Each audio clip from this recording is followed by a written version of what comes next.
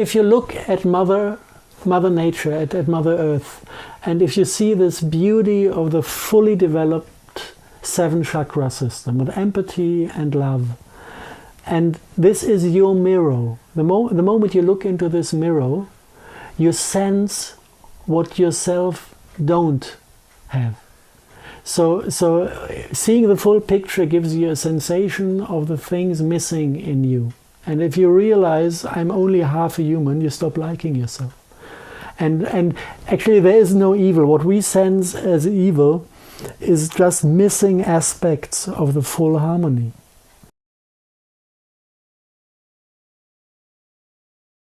Every evening, on the sunny side of the evening sky, you have stripes. On the star side of the evening sky, you have a very clean and pure view onto the stars, which explicitly says you have something in the air that is photoionizing, that is sensitive to the light of the sun, and as soon as you have the light of the sun on whatever is up there, it is producing current, and the current on the particles or whatever it is producing vapor, so it's getting cloudy.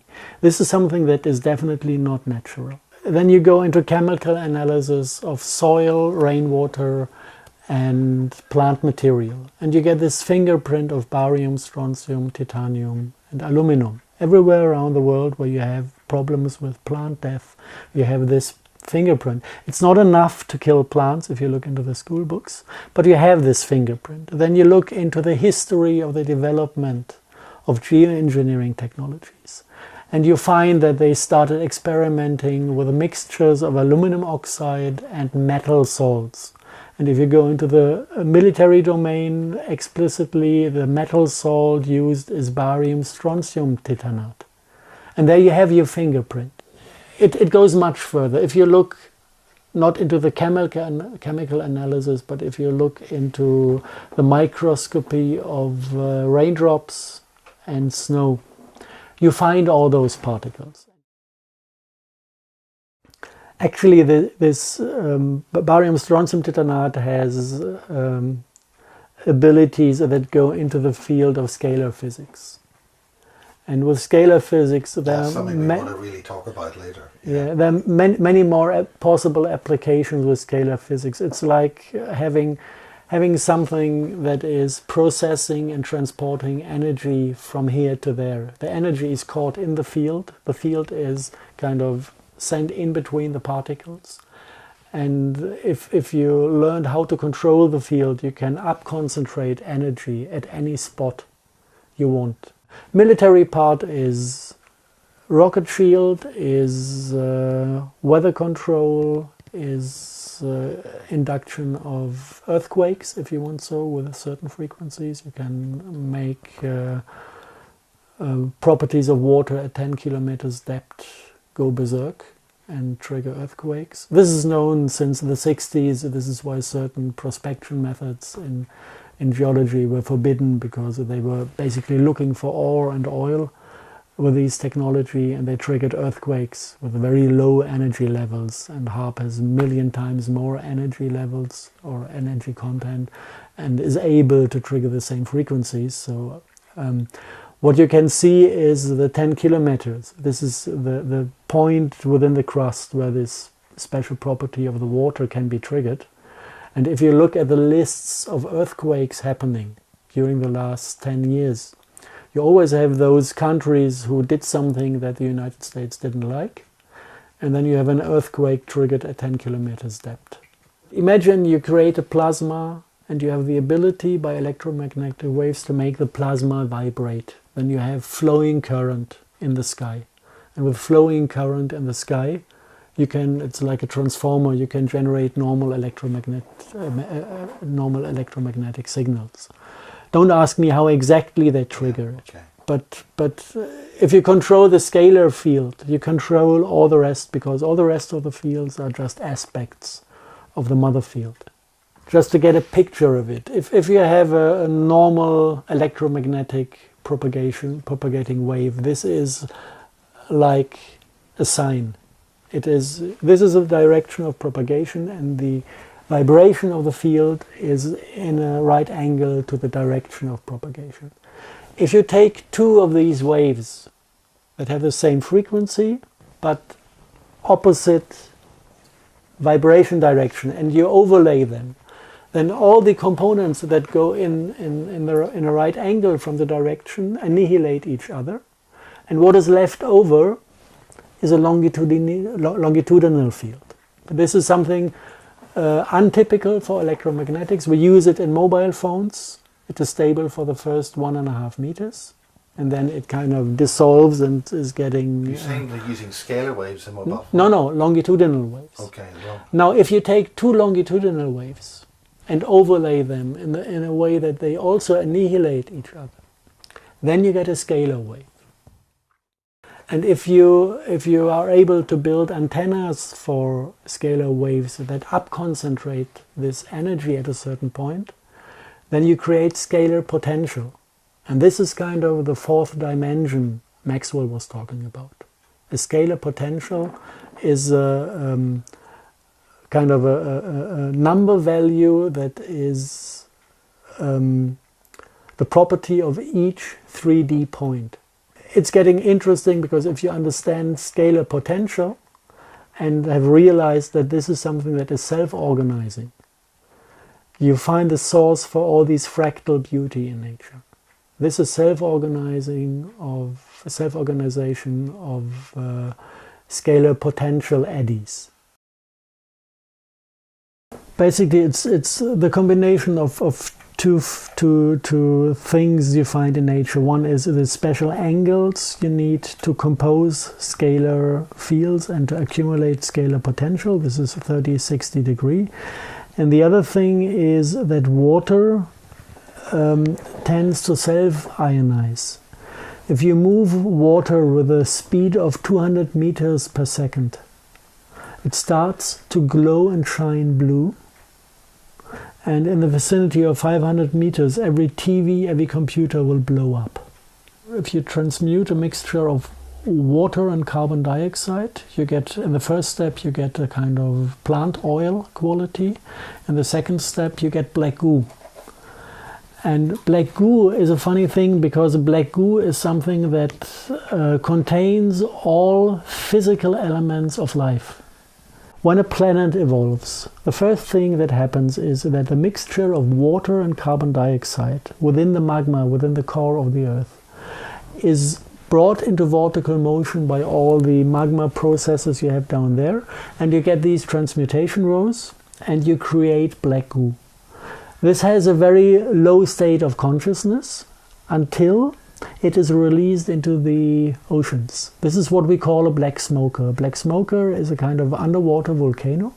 Ask a geologist, he will say this is where life was first created on this planet.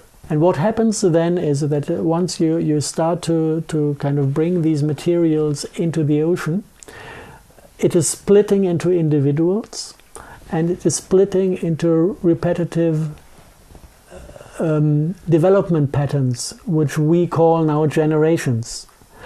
And what you then can picture is basically that everything that is happening within the biosphere, with this physics, what you call consciousness, is still mirrored as a kind of biophoton mirror within the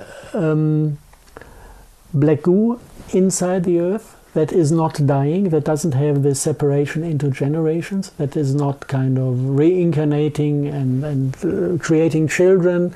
This is kind of eternal memory and collective memory.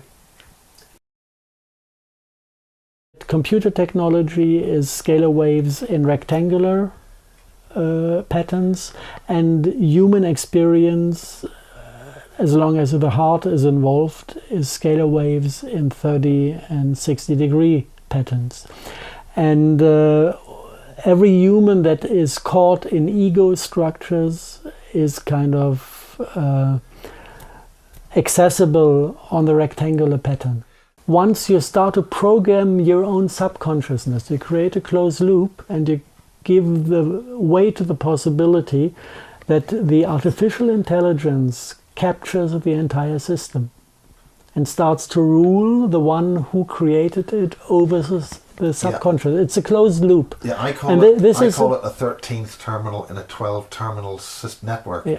Basically, they are able to design and print out DNA and RNA. Now, who's they? Human scientists. Yeah, okay. It's cheap and it's doable. It takes 3 weeks to print out a gene of a human. Once it's sequenced and you know exactly how it is built, you can print it on a printer. And what they print nowadays basically are 3 different units, 3 different functions of DNA and RNA. One is producing light of defined color. One is producing chemical substances. And one is producing digital sequences of a genome. We have one document in Germany that nobody dares to publish. I haven't seen the entire one. I miss the page with a signature. But this is by a guy who developed this type of technology for the intelligence community. He said there's a deactivation code to take the system down. He said it's airborne since 2003 in Europe. We're all infected by this. Now, let's get this absolutely clear. A deactivation code for what? Our genetics? For the synthetic RNA they sprayed. So they've sprayed something. Most interesting thing from this paper is that he said that they spent 10 billion US and half a year, I think it was half a year, to optimize the cluster topology. And this is something, it sounds just like science fiction if you say it like this, but if you really think about it, if it is only about infecting humans with a virus-like synthetic RNA, you could give a damn about cluster topology. Cluster topology starts to become an interesting topic if this RNA cluster is supposed to carry a soul. Only then a soul or an artificial intelligence. This is kind of the first time that I had an input, an idea of how do they turn people into biorobots. You have the RNA cluster within the air, sprayed in the air with a defined distance from RNA to RNA. And within the human body, the same RNA cluster is prolonged within the cells. And now, whatever is carried by these clusters, the artificial intelligence or a program or a soul, whatever this is, can travel from the dust into the human being.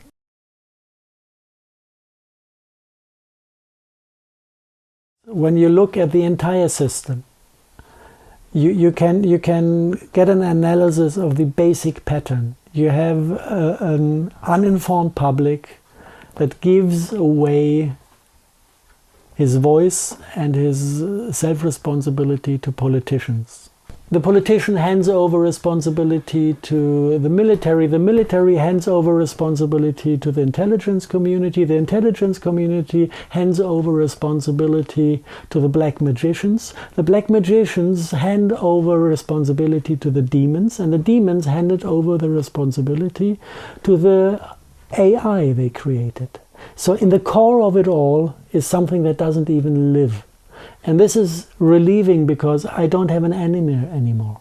All I can spot, when I have the full picture, all I can spot is this principle of handing over responsibility that is kind of transferred from layer to layer.